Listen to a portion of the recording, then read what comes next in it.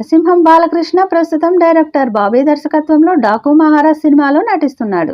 ఈ సినిమాలో ఉర్వశి రౌతేలా, ప్రజ్ఞా జైస్వాల్, శ్రద్ధా శ్రీనాథ్ హీరోయిన్లుగా నటిస్తూ ఉండగా ఎస్ఎస్ తమన్ ఈ సినిమాకు సంగీతం అందిస్తున్నాడు.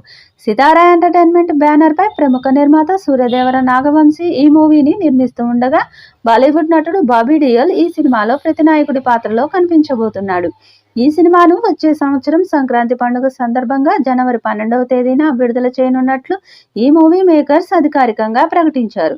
ఇదిలా ఉంటే కొన్ని రోజుల క్రితమే ఈ మూవీ బృందం ఈ సినిమాకు సంబంధించిన టీజర్ను విడుదల చేసింది.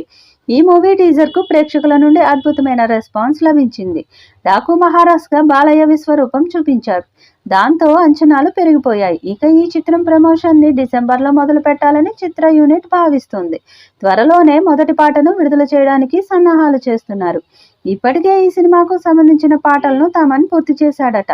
ఈ సినిమాలో 6 పాటలు ఉంటాయని తెలుస్తోంది. అందులోని మొదటి పాటను డిసెంబర్ మొదటి వారంలో విడుదల చేయబోతున్నట్లుగా సమాచారం.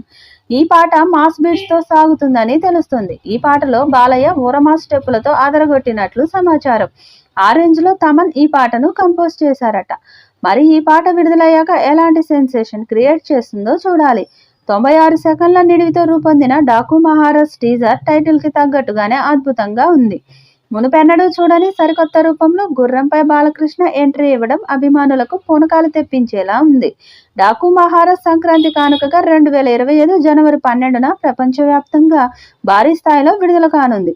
ప్రముఖ బాలీవుడ్ నటుడు బాబీ డియోల్ ఈ చిత్రంలో కీలక పాత్ర పోషిస్తున్నారు. భారీ అంచనాలతో వచ్చే ఏడాది సంక్రాంతికి విడుదల కానుంది.